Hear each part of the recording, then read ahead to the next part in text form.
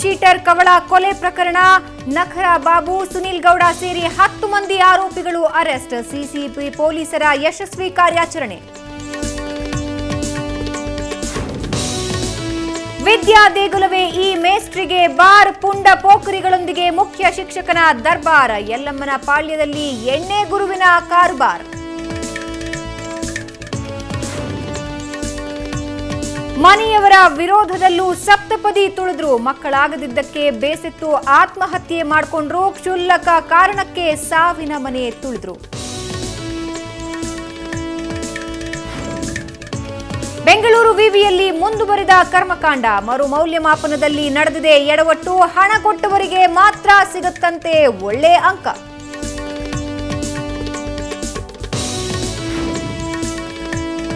ನಾಳೆ ಚಿತ್ರ ರಸಿಕರಿಗೆ ರಸದೌತಣ. ನಕ್ಕು ನಗಿಸಲು ಬರ್ತಿದ್ದಾಳೆ ಜಯಲಲಿತಾ. ತೆರೆ ಮೇಲೆ ಮೂಡಲಿದೆ ಪಾರು ದೇವದಾಸ್ ಪ್ರೇಮ್ ಕಹಾನಿ.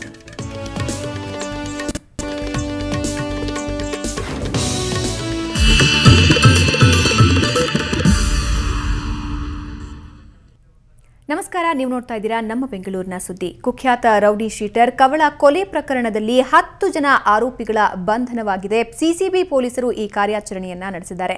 ಬೆಂಗಳೂರಿನ ಮಡಿವಾಳ ಬಳಿ ಆರೋಪಿಗಳನ್ನು ಬಂಧಿಸಲಾಗಿದೆ. ಆರೋಪಿಗಳಾದ ನಖರ ಬಾಬು, ಸುನಿಲ್ ಗೌಡ, ಸತೀಶ್ ರೆಡ್ಡಿ, ನರೇಂದ್ರ, ಚೇತನ್, ಮುನಿರಾಜು, ಲಕ್ಷ್ಮಣ್, ವಿಶ್ವನಾಥ್, ಅರುಣ್ ಕುಮಾರ್, ಹೀರಾಲಾಲ್ ಬಂಧನವಾಗಿರುವಂತಹ ಪ್ರಮುಖ ಆರೋಪಿಗಳು ಅಂತ ತಿಳಿದು ಬರ್ತಾ ಇದೆ. ನಖರ ಬಾಬು ಕವಳನ ಸಹಚರನಾಗಿದ್ದು 2013ರಲ್ಲಿ ಕವಳನನ್ನ ಸಿಸಿಬಿ ಪೊಲೀಸರು ಬಂಧಿಸಿದ್ರು. ಹಳೆಯ ವೈಷಮ್ಯದ ಹಿನ್ನೆಲೆಯಲ್ಲಿ ಕವಳನ ಕೊಲೆಗೆ ಸಂಚನ್ನ ರೂಪಿಸಲಾಗಿತ್ತು ಅಂತ ಹೇಳಲಾಗ್ತಾ ಇದೆ. ಜೂನ್ 24ರ ರಾತ್ರಿ ಕವಳನನ್ನ ಕೊಲೆ ಮಾಡಲಾಗಿತ್ತು.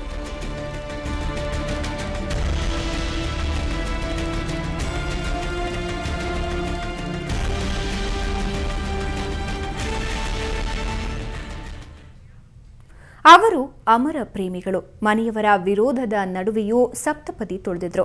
ಆದರೆ ಆ ಸಂಸಾರಕ್ಕೆ ಅದ್ಯಾರ ಕಣ್ಬಿತ್ತೋ ಗೊತ್ತಿಲ್ಲ. ಜೋಡಿ ಹಕ್ಕಿಗಳು ಏಕಾಏಕಿ ವಿಷ ಸೇವಿಸಿ ಆತ್ಮಹತ್ಯೆ ಮಾಡಿಕೊಂಡಿದ್ದಾರೆ.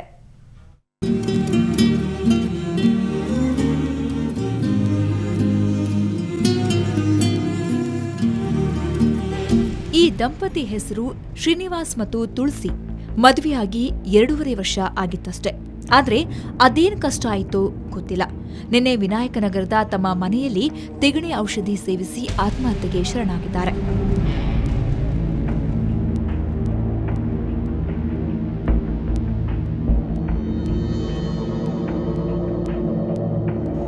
ಆತ್ಮಹತ್ಯೆಗೆ ಯತ್ನಿಸಿರುವ ವಿಷಯ ತಿಳಿತಾ ಇದ್ದಂತೆ ಸಂಬಂಧಿಕರು, ನೆರೆಹೊರೆಯವರು ಎಲ್ಲ ಅವರನ್ನ ವಿಕ್ಟೋರಿಯಾ ಆಸ್ಪತ್ರೆಗೆ ಸೇರಿಸಿದ್ದಾರೆ.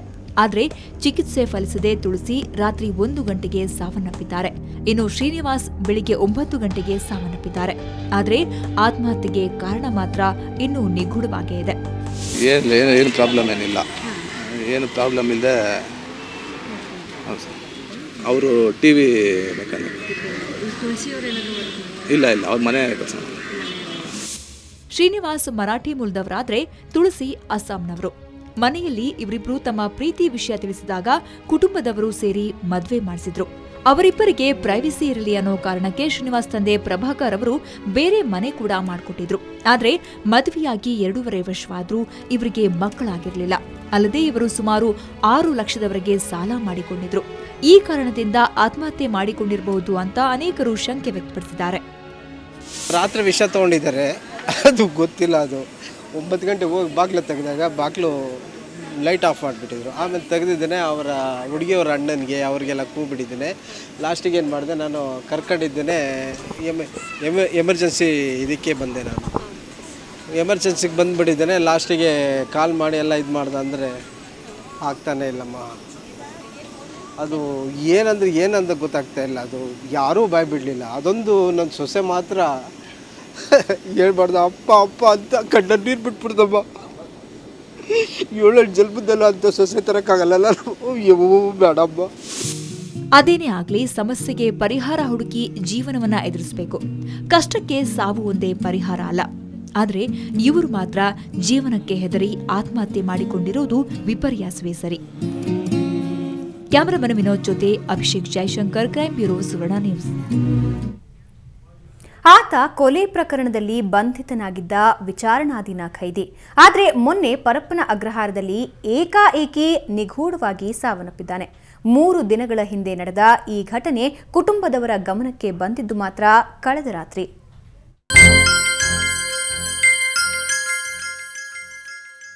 ಹೀಗೆ ದುಃಖತಪ್ತರಾಗಿ ಪರಪ್ಪನ ಅಗ್ರಹಾರದ ಮುಂದೆ ನಿಂತಿರುವ ಇವರು ಮೊನ್ನೆ ಜೈಲಿನಲ್ಲಿ ನಿಗೂಢವಾಗಿ ಸಾವನ್ನಪ್ಪಿದ್ದ ಆನಂದ್ ಅಲಿಯಾಸ್ ತಾಯಪ್ಪನ ಕುಟುಂಬಸ್ಥರು.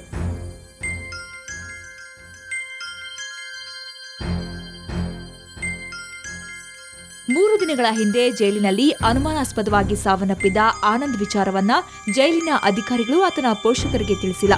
ಹೀಗಾಗಿ ಮಾಧ್ಯಮಗಳಲ್ಲಿ ಬಂದ ವಿಚಾರದಿಂದ ತಿಳಿದು ಮಗನ ಮುಖ ನೋಡೋಕೆ ರಾಯಚೂರಿನಿಂದ ಆಗಮಿಸಿದ್ದಾರೆ. ನಮ್ಗೆ ಟಿವಿ ನೋಡಿ ಬಂದಿವಿ ನಾವು ಅಲ್ಲಿ ಸೂರಲ್ಲಿ. ಇಲ್ಲಿ ಹಂಗಾಯ್ತು ಘಟನೆ ಗೊತ್ತಿಲ್ರಿ ನಮಗೆ. ಇನ್ಫಾರ್ಮ್ ಮಾಡಿಲ್ರಿ.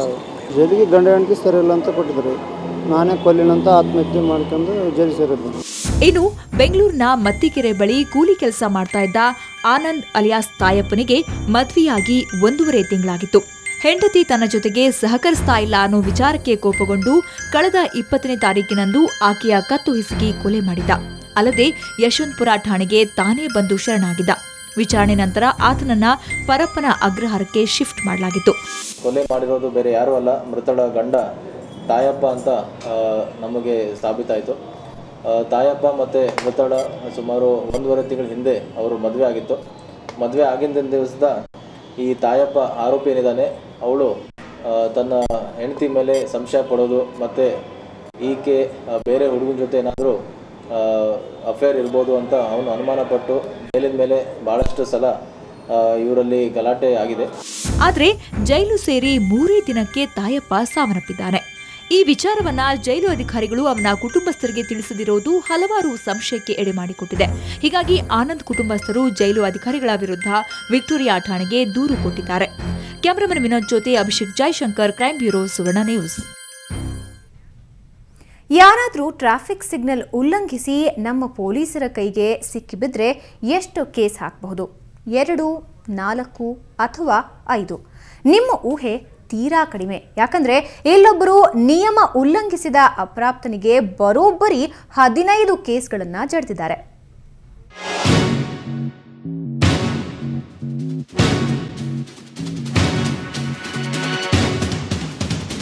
ಸಿಲಿಕಾನ್ ಸಿಟಿಯಲ್ಲಿ ಸಂಚಾರ ನಿಯಮ ಪಾಲನೆ ಕಡ್ಡಾಯ.